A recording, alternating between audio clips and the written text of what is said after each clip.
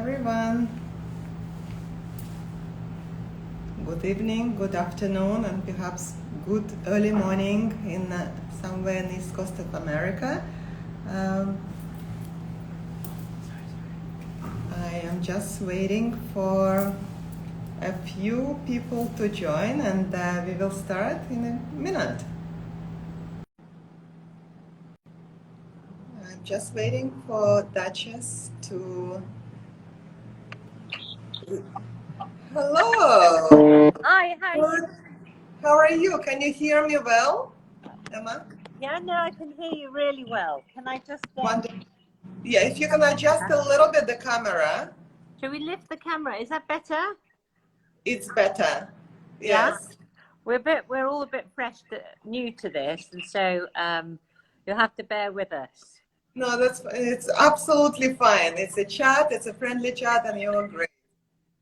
Is that okay? You can, yeah. So Yes. lovely to meet you, Olga. It's absolutely Likewise, wonderful. likewise, and thank you so much for making the time. And it's a really an honor to have you at Conversations with Olga today. Oh, I will say a few words about the series in general, and I will say very short bio for you, and then we will just take it from there, because I would, of course, prefer for you to say as much as possible. I will be guiding myself a little bit with my notes, because there's so much to cover, and I really don't want to miss some of the fascinating and important points of our conversation. Is it okay? absolutely. I'm just Okay, a cushion. wonderful. Is that better? Okay, well, just a few words about the conversations with Olga. I've started conversations with Olga during the circuit breaker last year.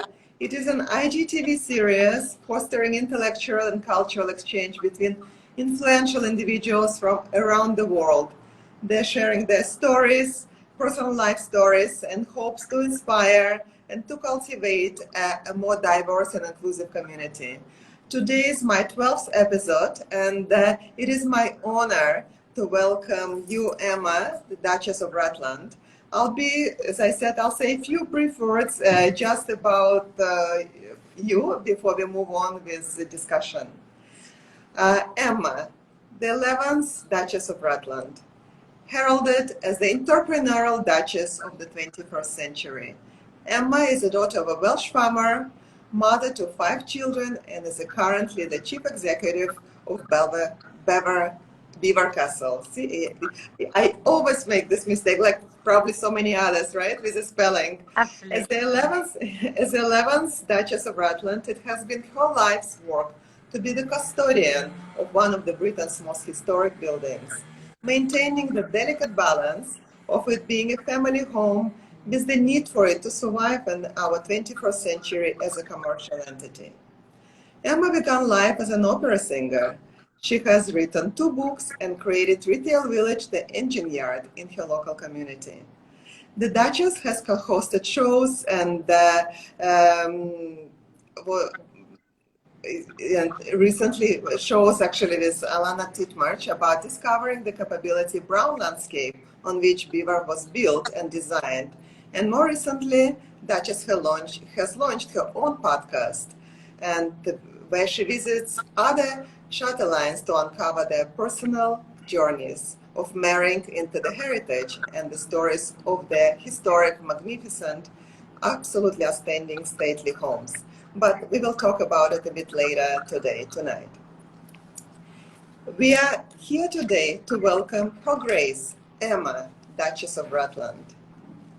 Dear Emma, you were born into a family of farmers, and your upbringing, I believe, was fundamentally different from the world you live in right now. Your story sounds just like a real fairy tale. Can you please tell us a little bit, first of all, about your upbringing and your perception of British aristocracy when you were growing up? I grew up on the Welsh borders, which is the division between England and Wales. And we had a mixed farm, and my job was to help with lambing, when the sheep are having their baby lambs.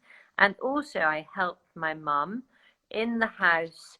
We did beds, had people who came to stay.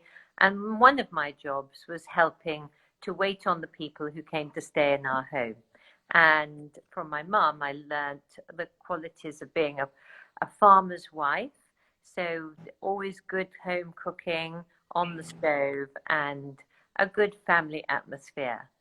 I had never met an honourable, and in England, with the different titles that come in, an honourable is the first sort of title we have, and then we go to a sir, and then we go to, I think, goes to a lord, and then to a viscount, and then to a duke.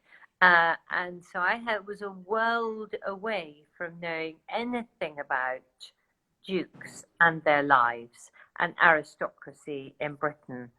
I did, however, have a wonderful childhood surrounded with ponies and countryside. So I did understand everything that surrounds my home here at Beaver. So I was prepared in that sense. And I also understood about the good values of bringing children into a world and hopefully giving them the good boundaries for life and hard work. I think they were the two words I brought with me from my background. Two small words that have meant everything to me: hard work. Yes, then that definitely shows this in everything that you do right now. You were trained as an opera singer at Gold Hill School of Music, if I'm correct, and you also have worked as an interior designer. Do you still sing or do you design time to Well, time? And have you put any of the skills into your current life? so I started in the Welsh valleys. We have concerts called Eisteddfods. And one of the things I would do every weekend is go around Wales singing and saying poems and poetry. And then at a very young age, I got a scholarship to the Guildhall at 16. And my father said, no, I think you should stay on at school and do your A levels. So I went on to do my A levels. And I got to the Guildhall after many years of singing. And I thought, you know what? You're never going to make this. You are absolutely not good enough. And I'm afraid I think American listeners would say checked out, but I did sort of check out quite soon, which I always slightly regret, I have to say. And then I went on by the age of about 24, 25. I'd set up my business as interior designer. And every day of the journey of my life here at Beaver, I will use both I've always having to make speeches. I spend time going around the castle. And because it has such amazing acoustics, it makes my voice even now sounds as if it could ring a tune. So I generally am singing, and decorating I do every day. So there's always a chair, fixing curtains that are, we call it shabby chic. So we learn in British heritage how to make the most of things and try to never throw away. Yeah, that's fantastic. It sounds a little bit like me. I've studied history of music. I've played piano and violin, but yet I've never become a classical musician. But it's still in me, and we just keep it into our souls and just enjoy it throughout our lives. I think it's a tremendous gift to just. Where did you study? Where did you study? I studied actually in St. Petersburg and Leningrad at that time. I finished the music school, majoring in violin and music history, and I also went to study in the School of History of Arts and actually in Hermitage at that time. So yes, but I never become a painter, and I never become a classical musician either. So here you go. Funny enough, I had an artist when I was first married. We moved into a house on the estate. Where, we found my mother-in-law and I went to the National portrait gallery in London to look for an artist. They wanted to have me painted before I sort of went off. And so they found this amazing Russian artist. I loved Russian art. And he's called Sergei Pavlenko. And he was very young then and just coming out of St. Petersburg. But he learned his skills there. And we have the painting here somewhere. I think I was pregnant with Eliza at the time, and he'd just come from Blenheim Palace. I'm sure he won't mind me saying this. And he was quite frustrated because I didn't have any staff, and he'd be in Blenheim. They had butlers and cooks and goodness knows what. So he couldn't really get his head around the fact that he was coming to another ducal residence, and it didn't quite have the running staff of the last. Right. What an amazing story. You know, we need hours with you to talk about so many things. But can you share with us, please, how did you meet 11th Duke of Rutland? And tell us about your love story, if you can. Yeah. So there, I went to London every year to an event called Decorex.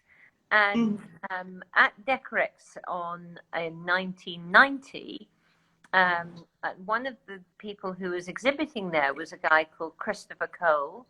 And Christopher had become a friend during the time of me running my decorating business. And he said, well, why don't you come for dinner tonight, Emma? So I went for dinner, and I think it was a dining table rather like the one I'm sitting around here that most probably had seated about 20 people. And the young man at the other end of the table just kept looking across at me for some reason. And then at the end of dinner said he came over and chatted, and then he was staying on a long time. I was staying with my aunt, and he said to me, which I thought was rather forward, he said, would you be able to drop me at home? So I dropped him home, which was in the street next to where I was staying. And as he was getting out of the car, he reached to give me a kiss. And I thought, that was very forward. So I think I was most probably rather short with him. And anyway, the next day, when I went back to the farm I was sharing with my brother in Herefordshire at the time, called Crow's Farm, a van came down the road, Olga, and it said Leinster Florist. And in the van, the lady said, I've had to go to Hereford, which is a nearby town, and to find enough red roses for this order. And my brother, we'd never seen roses like that in Wales. He said, whoever sent you these roses? And I got the card out that David had given to me, and it said on the top, the Marquis of Granby, David Manners, and then underneath, registered firearms dealer. And of course, all we knew about was that there were many, many pubs, which there are in Britain, called the Marquis of Granby. There are actually 1,200, and obviously we didn't know that people were called Marquis of Granby. So my brother turned to me, and David's laughed about this over the years, and said, "You better stay well away from that guy, Emma. He sounds like a gun runner." So I think, that's a true story. And this is incredible. That's such a romantic and such a incredibly sweet story. Thank you for sharing. And now, how was it like to join your husband's family, coming from such a different backgrounds, different worlds, I would say? How did your two families actually interact with one another? Oh, really well. The families, really well. Yes, everyone in David's family, his father, his mother, welcomed me with open arms, and my family. And they were very, very supportive of all the changes that I had to adjust to. And I think most probably I should have gone out and bought Debrett's, which is a book that tells you about etiquette. Yes. It made lots It of was, lots of mistakes, but yes, everyone was very supportive. I think mainly I had to settle with it in my head, because when you step into someone else's world, it's for you to learn how that world yes. works. And I think that was that was that was definitely difficult in the beginning. So but that was my journey. I made Yes. that decision, and so it was for me to understand To embrace it. how this Yes. world worked. Yeah. Well, that's fantastic. You know, Jay, you mentioned etiquette. I have always been fascinated with rules of etiquette and feel that learning those rules of proper manners is actually a fundamental task to embrace for everyone. Was there a completely new set of rules and etiquette that you had to learn and embrace, or as a duchess, or how do you go? How did you go actually about adapting the new culture and customs at that time? You Um, said it I- was not easy. yes, yes, I think I really did struggle when people called me, because I was Lady Granby then. My title was the Marchioness of Granby, which is the second title that goes with the dukedom here at Beaver. So the family name is Manners, and so all the girls are, and my youngest son's surname is Yes, Manners, and then yes. oldest son has the title of the Marquis of Granby, and the dukedom, they're connected titles, really. So Mm-hmm. I found it very odd, people calling me your ladyship. And I remember my mother-in-law saying to me, people will decide. It's a mark of respect, and people will decide if they like you or not. It's as simple as that. Yeah. And just keep being yourself, really, and true to your own roots. I think is key. It's to remember where you're from, to remember Yes. and hope that what you can bring in the way. I couldn't bring riches and fortunes, but I had me, and so I think I tried to remain as grounded as possible in a world that I really didn't understand. Yes. Well, because you were authentic then, and dear Emma, you're authentic now as well. And I always embrace this quality in people when they're authentic to themselves, when they express their real inner core, and when moral compass is there, I think it's exceptional. You can learn anything. And what do you think about the rules of etiquette in modern days? Are they as important for younger generation, or it's more of an old world mentality? Because to me personally, I think these are the fundamental elements of success in this world, no matter where and when we live. Yes, my honest feeling is that without um, the my honest feeling is that we need respect, and however we are comfortable giving that, and if people looking in at my world think it's really odd that I'm called Your Grace by everyone that works with me, um, the and I have to say, it took a long time to really understand it, but I then had to understand that this is the system that I have married, Yes, and the people that surround us and support us in our lives, there's an equal amount of respect on both sides, and I think that's what I had to learn. I had to learn that people, they want to support you. They need to feel that you are someone they can look up to and respect, and you too must respect them. And as long as you absolutely. have that basic fundamental belief in honoring each other, you all have your part to play. And it is a bit like a stage. That's where I go back to uh, my training. I say to my team, if we've got people arriving who are staying for a corporate event, and or guests come here from all over the world and stay with us, Yes. and businesses come and launch products and so on and so forth. Um, the minute the doors open, it's like a stage. The curtain goes up and everyone knows which part they're playing. But day-to-day life, we all respect each other. Yeah. We all get on.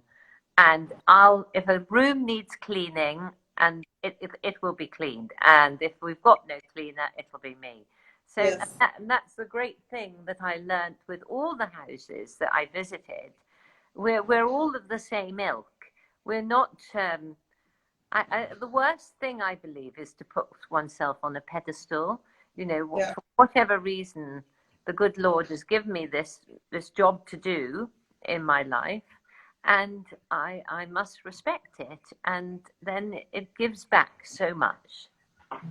Absolutely. Thank you for these words, because I think they're exceptional and important, and this is the core value of personality. And thank you for sharing it. And funny enough, Olga, I don't know if you found this, but I think lockdown has made us all reflect a little on these qualities, hasn't it? Because Yes, absolutely.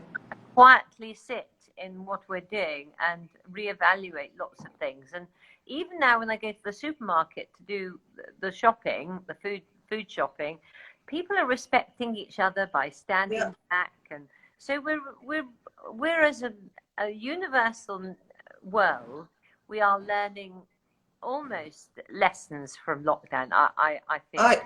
I absolutely agree. I think the relationships are much stronger, more sincere. Yes. Yes, that's perfect, actually, Emma. I think, yes, if you can bring yourself a little bit closer to the microphone, that would be really amazing. Is that okay? It's okay. It's a little bit muffled still, but I'm sure everybody can hear you. But in any case, we'll continue as we move along with some of the topics. Would you tell us a little bit your day-to-day duties, to your tasks? I know how much it requires, how much responsibility it requires, and attention to detail, and your full dedication to, of course, all the duties that you need to perform. So if you can share with us just your routine, daily routine, it would be great. So every day I rise at 5:45, and Oh. I have a nice cup of Earl Grey tea, and I recently in lockdown bought a wonderful mare called Agnes. She's called Agnes. She's a beautiful grey mare. So I go out and ride her for an hour from 6:45, and we see the sun coming up, and it was raining today. It was absolutely pouring, so I was so. Oh, really? And then I come into the office, and first, if the children are here, and they've been here a lot, so it's breakfast and sorting all of that out. We've got lots of dogs, so sorting all the dogs out. Yes, and I will talk about it a bit later with you, actually, about Yeah. the animals and your love for Yeah. animals. And then into the office for about 8:15, and then today I'll just give you a classic example. Today, well, Yeah. we're doing a lot of Zooms, aren't we? So I'll be gathering the team together here. We're talking about Christmas this coming Okay. year, and we've got this very exciting announcement. We're working with someone called Charlotte Lloyd-Webber, so part of the Lloyd-Webber team. Okay. Who's going to do this fabulous Christmas with Christmas trees decked throughout the castle. And That's magical. Sounds magical. yeah, and we're also working on some plays with her, Duchesses of the Past, Present, and Future, that we're doing this summer. So I had an hour and a half meeting with Charlotte and the team, because we need to work out the tickets, the food. Yes.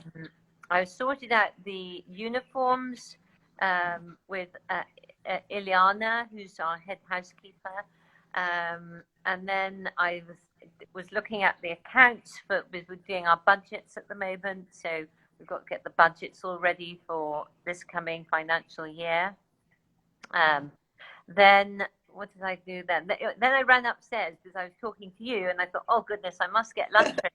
So I spun around and got some lunch, and then thought, oh, I must put some makeup on because you don't do makeup on a normal day, and that's it. And so the routine That's is it. we do have a lot of outside land here. So we've got a 4,500 acre farm. So we have a lot of sheep, and we're just about to go into lambing. I love lambing, coming from Wales, and the cattle are calving. We've got Hereford cattle. We've got Yes. a harvest to talk about, which is all going into the ground as we speak. We're just about to put in our peas. We grow our own peas here. And also, we're building onto our retail village at the engine yard another Yes. restaurant and another sort of pizza place. So, and I'm going to do, I'm very visual, I'm very visionary, not visionary, that's an awful thing to say, but Visual. I love seeing beautiful things. And so Yes. I'm Well, starting to create a Duchess's parlour where people can come and have the classic afternoon tea. So I'm developing my own tea as we speak and coffees. And I really need to get my website up and running. So, yeah, no, I think lockdown's made me think, Emma, you have to start getting hold of your marketing, your website, yeah. being more proactive with all of those things. That's extremely, of course, absolutely busy day, and of course full of attention to details. I have enjoyed, like just most of us, all of us, I would say, watching Downton Abbey. Can you please tell us how similar the show is to life and Beaver Castle? And I understand that actually Beaver Castle was the place where where they were filming The Crown, wasn't it? And they Exactly. instead of the Windsor Castle. So if you can tell us a little bit about that. So, well, your first question is how similar is it to Downton Abbey? Well, of course, it's exactly the same as Downton Abbey. In fact, Fiona Carnarvon, who lives there, is a good friend of mine. But of course, that was 100 years ago. And so Yes. the reality is now, which is one of the reasons why Violet really got this podcast going, is that she wants people to understand that 21st century heritage, we're trying our utmost to keep all the standards as they always Yes. and are. Right now we are frantically busy spring cleaning the castle, hoping that we can be open this summer. Yes. But the reality is it's a world away from Downton Abbey. The butlers running around, the cooks, Yes. the staff. I think there was something like 65 staff living in the castle during that time, which is about 1910, 1950. Yes. And now we have, we have one couple. That's all. Yeah, we have a couple Amazing. that come in and help, in the day, but one full-time couple. But that's why you are completely hands-on, Emma. But what I found out during lockdown that I've really developed a scheme here for volunteers, because I felt that heritage is private heritage is because we're open to the public and we share everything with people. There's so many people who want to come and support Yes. us. And in lockdown, it gave them a lifeline. So we have a great team of volunteers who I'm so grateful to. Fantastic. Yes. Have been cleaning the guns and helping us clean the libraries, and we train them, and we, outside in the gardens as well. So that was your first question, Olga. And then I think your second question was about the Crown. So, of course, the Crown is this program about the royal family. And for whatever reason, because Beaver is really, all the film producers believe, is the perfect Windsor Castle. So our Elizabeth, I've heard. yeah. Even my son said that, so because Violet told him, yes. Oh, yeah, absolutely. So Windsor Castle is Belvoir in the filming terms, and so we had the great honour of filming The Crown here. I think the first 3 series, and yeah, no, when a film crew come into your home, they completely and utterly take over. So Yeah. I keep my head down, and I always think it's even boring going to bug the stars because they're doing a job and they don't want, you know. So yes, I look through the screen and peep through the curtains at the stars filming on the other side, but I let them get on and do their job. And hundreds and hundreds of people are running around, putting sets in, taking sets down. I mean, I think, and Yes. outside as well. But it was a great honour to have the filming of The Crown Of here. course, of course. I'll now will have to see The Crown again, or at least for the first 3 episodes, to envision you behind the scenes somewhere. Yeah. What is your favorite room in the castle, and can you please describe it to us? Yeah, And I do you would have any too. Yes. favorite heirlooms? Oh, Olga, yes. My favourite room, without any shadow of doubt, is the Elizabeth Saloon. So this is a room that was this castle that I'm in now was really commissioned and built by my great icon, the 5th Duchess, who's called Yes. Elizabeth, who's really on my shoulder all the time when I'm here doing my job. And she very sadly died very young at 45, just before the castle was completed. Mm. So her devastated husband,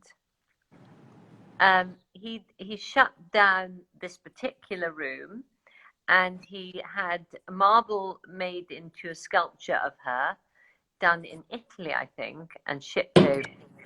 And had Matthew Coates Wyatt, who was James Wyatt, who was the architect's son, paint the ceiling in the Elizabeth Saloon, and Mm. completed this room, and they opened it 3 years after her death. So every day, if I can, and we're not open to the public, I will escape at some time for a half an hour meditation in this room, and it's, how can I describe it?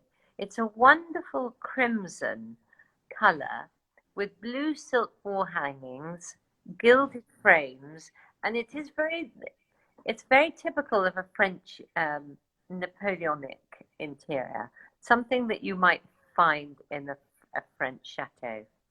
Okay. Over to England in 1800, just after the French Revolution, really. So it definitely influenced. So that it definitely influenced by very much of a French details and furniture and the colors. Absolutely. Can you hear Absolutely. me okay? Sorry? Is the volume better now? It's a little bit better. It's still a little bit muffled, but it's a little bit better. Okay, I'll try and speak. Is that better? It's better, yes. Yeah. Thank you very much. And Emma, how do you entertain guests, family, friends, official guests? Are there certain traditions that you still keep from the past, from the heritage We past? have one tradition. We have one tower. Is that better? Yes, Yeah. thank you. We have one tower here called the Staunton Tower. And there is a family in the Vale of Belvoir, and they have what they call castle duty. And they still live there, and the same family, although, you know, through the generations have lived there. And if we were under attack, I think we'd throw a sheet out or a flag would go up from the Staunton Tower, and they would come running They to would, our defense. okay. So that's a little bit like even sort of like a bit of a medieval tradition. Yeah, yeah, almost. Yes, Also, almost. another tradition that we still have to this day is that if the Duke is in residence, the flag is up. If the Duke is not in residence, the flag Yes. is down. So very like Buckingham Palace, really. And I think that was quite like Downton Abbey. I seem to remember the scene in Downton Abbey. And other traditions that we really do love afternoon tea. Yes, I And actually would like to know about the ritual of the tea yes, time. so that is something very special to us as a family. So the classic afternoon tea, and actually I'm just working on creating my own Duchess afternoon tea, Mm. which I will put on the website when I've got it up and running. Is a tea. Boil the kettle, put the tea in the teapot. Fill the tea, hot water in the teapot. Always loose tea, always loose. Of course. No tea bags. Oh. Let the tea stand for 3 minutes and give a quick stir before it stands, and then pour the tea. Always chai. I love China tea. Chai. Yeah. Yeah. Of course. And always pour the tea into the cup. Always a cup and saucer, never a mug. And take your silver teaspoon and put a Yes. little lemon or fresh lemon or a little milk, and then stir. And then using your finger like so, Yes. have a cup of tea. And then of course the classic here is the cucumber sandwiches. And cucumber sandwiches should always be made with white bread and with cucumbers that are peeled. Yes. No skin off. Take the skin off, slice the cucumber very, very, very thin with a Okay. slice. Cover them in a little vinegar and a little salt and pepper. Okay. Butter the bread on the two sides of the sandwich. Put the cucumbers in the middle and get a crust off, and then long, thin sandwiches, just as you'd have at Claridge's or the Ritz in London. My mouth is watering. That's your classic afternoon tea. We love cucumber and I have to say, we do like Marmite sandwiches as well. Yes, Marmite, really. You know, it's so fabulous to hear all this, because it's especially exciting for me, because I love to immerse my guests in new and different worlds when I create my events here. And the world, of course, of British aristocracy is totally enthralling, especially here in Asia. So thank you so much for immersing in me right now into something really special for the afternoon tea. Thank you. What was your most memorable event in Diva Castle? And do you have any advice to share with me, since I'm the organizer for the Asia's Elite? So that was bad. I couldn't really hear What that. was the most memorable event that you staged at Diva Castle? I think that one of the most memorable events was most definitely when we were very, very lucky, and we had have our own museum here when we first got married, called the Lancers 1721st Lancer Museum. And Her Majesty the Queen came for lunch and had a sort of private lunch with guests in our private dining room. And I'd been married for about 7 years, but it was definitely the most unbelievably exciting occasion for me. I can imagine. At one point, I'll share with you, I have met Her Majesty here as well in Singapore, and I worked with her and her entourage for a little while, and it's still deeply kept in my heart, and it was an exceptional experience that I'll treasure for the rest of my life. I'll share with you personally. It was really, truly amazing.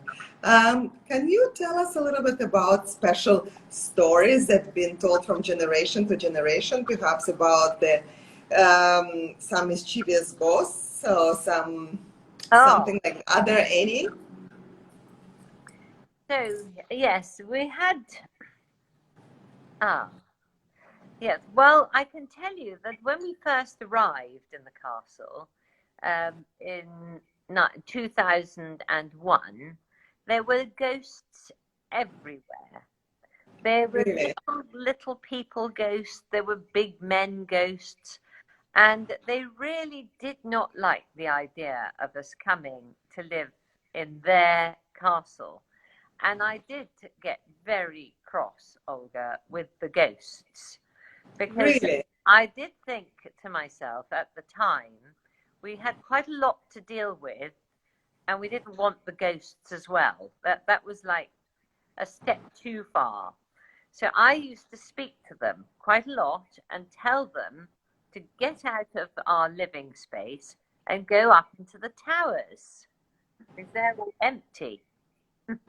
So that didn't seem to make much difference. So we had the Bishop of Leicester who came to see us, and he did do some magic, and he came with his cross and his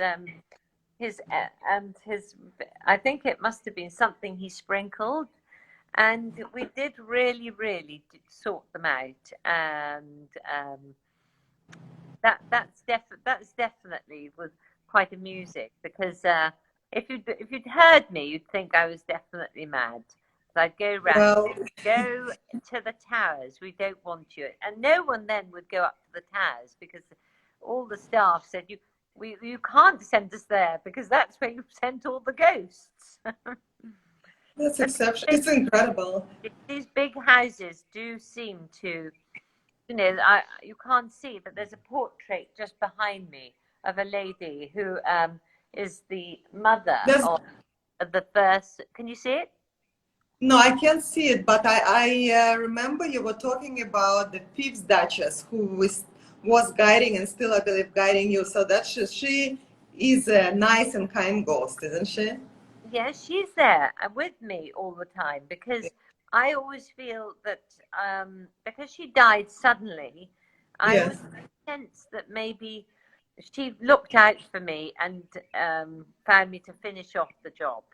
So I talk to her most days, and I say thank you.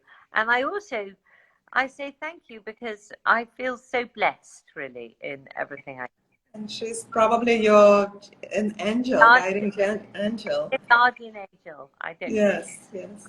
And Emma, you have a lot of dogs as well as beautiful horses at the castle. Can you please tell us a little bit about your affinity to the beautiful animals and how important it is for you to breed horses and take care of them? I believe you've started with ponies, isn't it?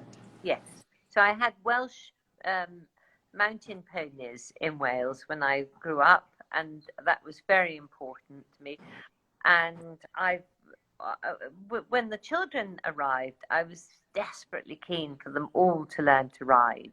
And so we dragged them. We have something in Britain called the Pony Club.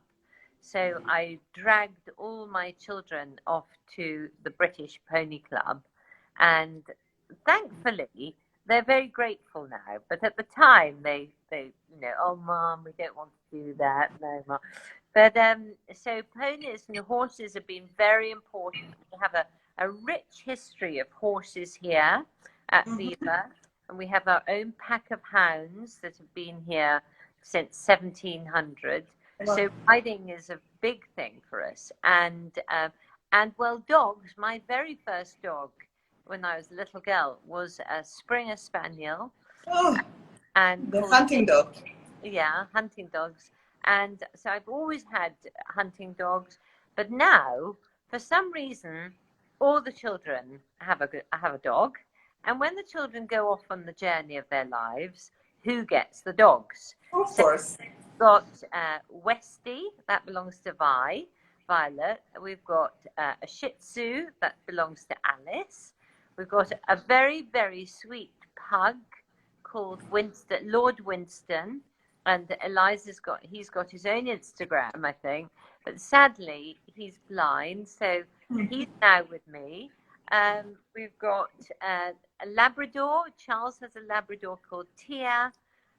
Hugo has a Labrador called Monty, David has a Labrador called Nelson, and yeah, just goes on. Incredible. So So it's all, a and they're lot, all friends with one another? and they're all friends. And That's wonderful. yeah, You know, I'm a, I that's, think that's, it's very important if you are able to have an animal. It's such a companion, isn't it? absolutely. As a matter of fact, you know, I'm in Singapore. I'm involved in a very special charity called Equal, and what they do is they rescue the ponies, and these ponies rescue people. So basically, these ponies are used for the therapy for elderlies and for some people with mental issues. So I think it's just the kindness of these animals that gives Well, you back to have us to humans. when you ride a horse, you have to develop a trust, I think. Yes. And maybe what human beings if they've had a really difficult time, we lose trust, don't we? And we have to rebuild that sometimes in our life. And I think Yes. rebuilding it with an animal is a very cathartic thing. Yes. And they ask no questions and they tell no lies. Yes. We move on a little bit, and you know, it just happened that today or this few days, you and me are having this conversation, a chat in midst of Harry Meghan drama, and you please feel free, whether it's comfortable for you, if it's comfortable for you to answer, to comment, or to express your thoughts. And but before that, I would like to ask you. What is an aristocrat, and what are the challenges to be a duchess today? And have you ever felt uncomfortable living in this environment, you personally? Well, I had to learn. Um, it's like learning a part for a play, really. But it has to become you, so it's Yeah. authentic. But initially, when you first go into it, it's like a foreign language, and so it is a difficult step that a commoner makes going into aristocracy, and I think that the thing that I found that I had to learn and understand is how has it changed over time being a duchess in the 21st century, and what is the evolution of that within the here and now, if you like. Yes. And therefore, in order to understand that, I had to really dig around and find out about what it had meant in the past. And so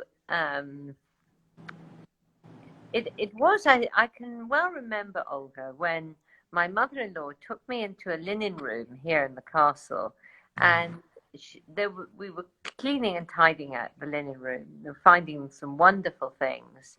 And there was an enormous big black tin with nighties in, babies' nighties. Right. And I looked at them and I thought, oh my goodness, there must have been 100. And I thought that poor Duchess, whoever she was, having all those children. And my mother-in-law turned to me and said, no, no, no, no. These were not for the Duchess. These were what the Duchess would give out to all the people on the estate that was on the estate.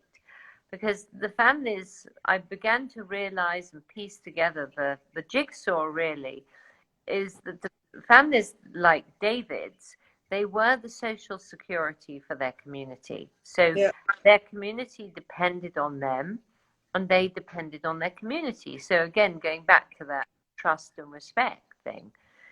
So over time, of course, less people are needed. And so I had to evolve, what is it that now in the 21st century, I'm on lots of charities and do lots of work with a hospice, and we have our own charity that looks at bringing people out of cities and teaching them about the countryside, and we have a cricket and trust charity, and but more importantly, I feel, and I may be wrong, well, number one, I feel there's no better role model now to look up to than our royal family.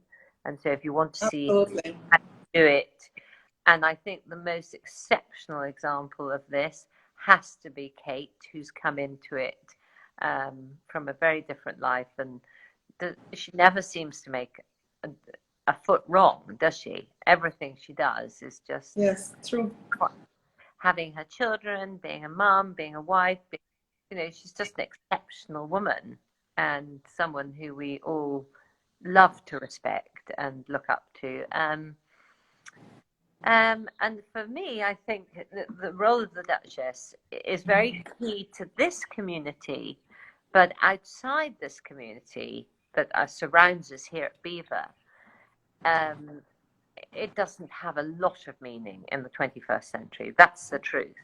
But it does still have a fascination from people abroad and America and the Far East. I know there's a great respect for heritage, I feel, outside Britain. But I think you have to. I think that people. It's important that people see that you're doing the right thing, and that you're keeping the heritage together. And obviously our retail village that we put in has been a great example of putting something in for your community. Yeah, Are I you think able? that's always evolving.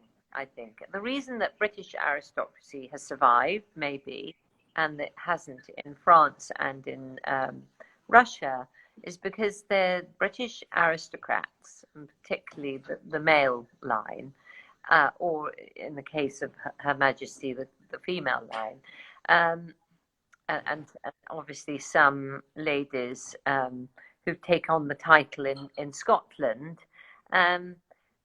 It is always it's so important. It's seen to be an example that one looks up to. And they're very, very good at choosing the right people to support them doing. That's what I've looked at. And maybe in Europe and in Russia, they were out of touch.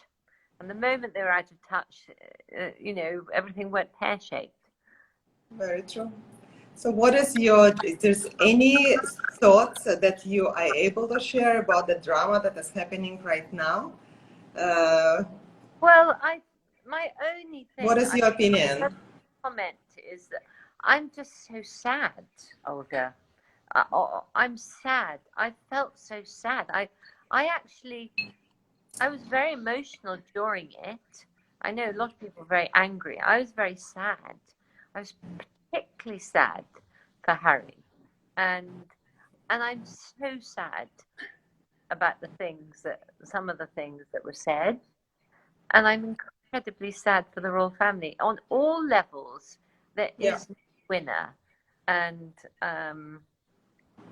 I would say the most important thing is to sit tight now and just be calm. Yes, and I think to be above all this gossipy, perhaps, development. It's just so very sad, and it will all pass, and it will all settle. And of course, my heart goes out to anyone who suffered any form of mental health or any form of discrimination.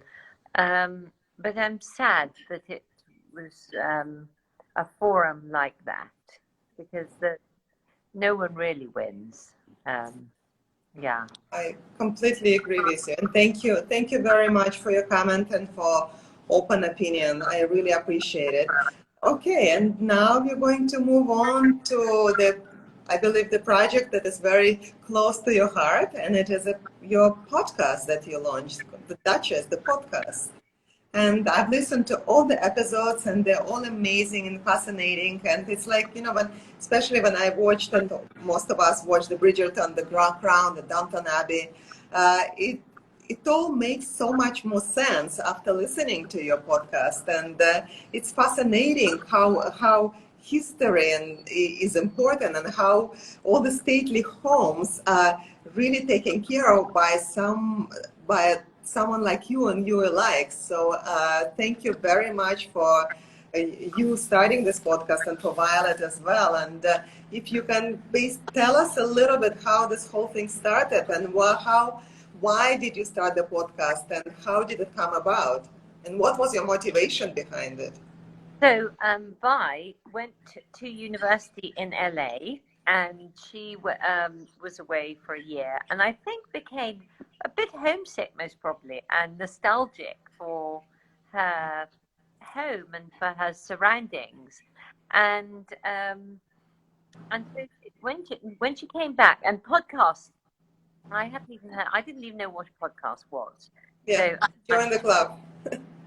So I'm hopeless, Olga, with anything like that. And she came back and she said, "Mum, you've got to look at this.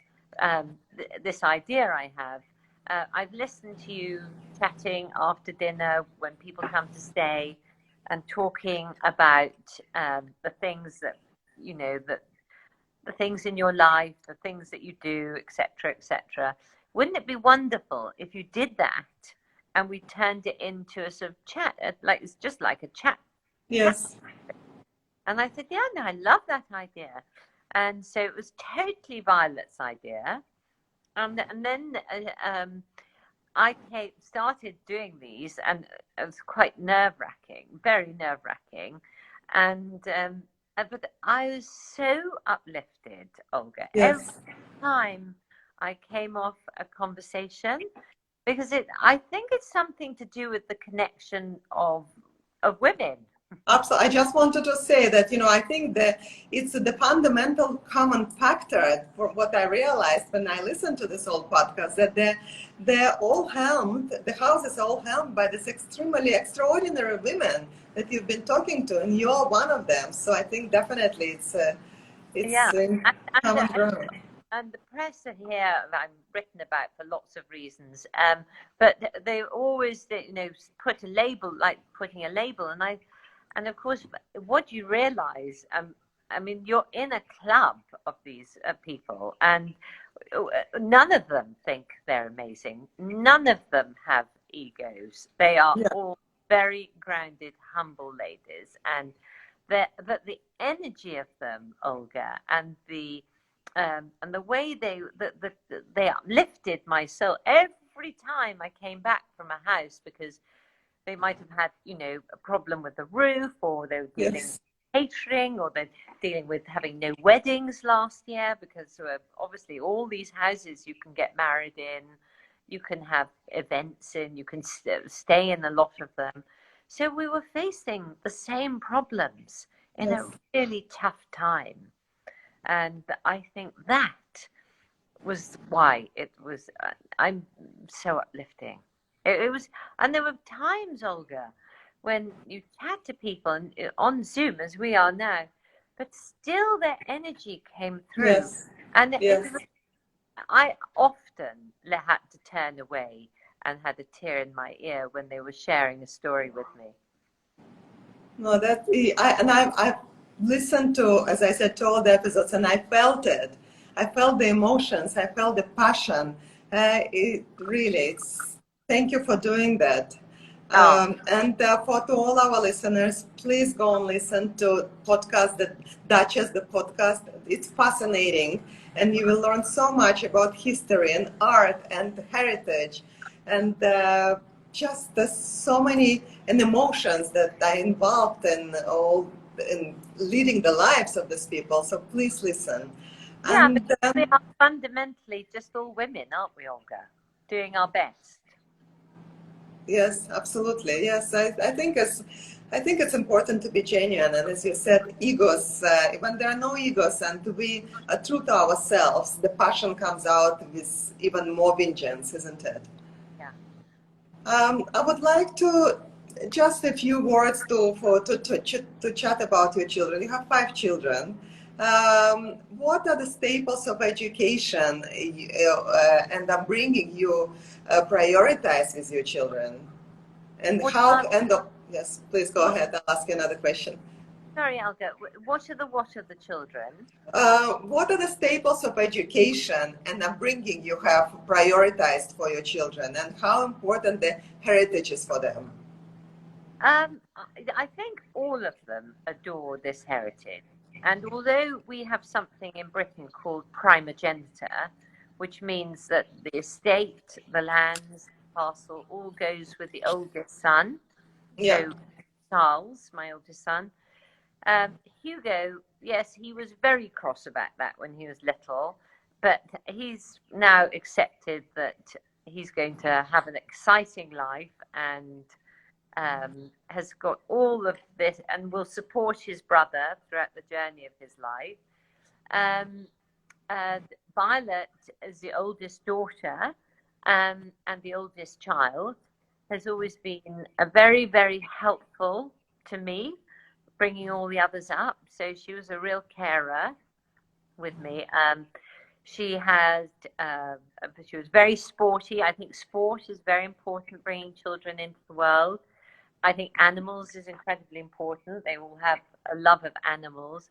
And Vi is very creative. And hence, she's now set up her own marketing company. Yes. And she's marketing people's businesses and doing strategies for them coming out of lockdown. And that's just going Fantastic. Yes. to strength. Alice, my second daughter, she's very, very sporty with her hunting. She loves hunting. She's a great rider. And she's a stylist. So we have, if you have a business and you want to have something styled, Alice is the go-to person on that. And then my third daughter, Eliza, has just launched her website and she's running an interiors business. So, and sourcing various things for interiors, and she has a great eye for decorating. And yeah, she's bringing me up to speed now. That's fantastic. And then Charles is about to leave university, and he wants to go and work in property. Okay. And Bill, that's wonderful. And do you have? Sorry. Yes, I'm just losing you a little bit. What is the most important message you wish to give to your children and future generations who will continue to serve as custodians to all these amazing stately historical homes? What is the most important element to keep in their hearts and minds? Well, I hope they'll always be authentic, honest, hardworking, and do to others as they'd like to have done to themselves. Thank you. Wonderful. Just a few quick questions. What do you do off duty? What is your downtime? Off duty, I love walking. I love riding. I love meditation. I'm very interested in spiritualism. And I'm learning more about that all the time. I love entertaining and I love cooking for my family. That's great. Next time I'll share the recipes. I'll ask for your recipes. The cucumber sandwiches are already in my heart, in my mind. What is your personal style, Emma? What my personal style in how I look. Yes, and who would be your biggest influence for being the way you are, for looking the way you are? I think I don't know. Who? Yeah, it has to be my mum. She's very glamorous, yeah, definitely. My personal style, I think I love wearing a bit of glamour. I love things that sparkle a bit. Okay. I like that also boosts my mood as well. Great. Yes, exactly. And I love my perfume. My favorite perfume is the one that my mum loves. It's called Angel. So I love that perfume. Angel. Oh, I remember Angel. Isn't it? It's not Terry Mugler, is it? I think it could be. Yeah. It is, right? Yes, yeah. I remember. Yes, I used to like it as well. It's very powerful. Yeah, it's based on chocolate. I'm not really a big chocolate fan, but I do love that perfume. It always reminds me of my mum. That's wonderful. And Emma, there are quite a lot of, actually, I'm just looking at the screen, there are a lot of questions from our viewers, and we will not be able to cover all of them, but just a few. When do you think that castle will be open again to public? We're hoping on the 17th of May that we're going 17th of May. along with, it'll be on our website, but yes, the 17th. Okay, okay, wonderful. And I'm sure you will get more questions. I just don't want to take too much more of your time, but thank you so much, dear Emma, for talking to me and to our listeners, and for sharing your incredible insights and enchanting stories. And you're an absolute angel to share this very intimate details and very fascinating the stories with all of us. Thank you so much, and I'm looking forward to be in touch and to visit you definitely one day when. Well, will you come and stay, Olga? We'd love you to come over. Absolutely, absolutely, I would love to. You have to bring your son, because I think that's how we know each other. Exactly. Actually, Mark is planning to be for one of his film projects. I believe he's planning to be in England, and I'm sure he'll tell Violet. I think sometime in April. So I have a feeling that you might see him before me, unfortunately. But I'm looking forward. Well, you're the angel, and God bless you, and everyone. God bless you too. I hope you take with you a little bit of something that can cheer your day, and come and see us very soon. Absolutely. Thank you so much. I'm looking forward. You are absolute delight, and I'm sending you my big heart and kiss, and have a wonderful day. Thank you, Emma. Great seeing you. Thank Goodbye. you. Thank you. Bye. Bye.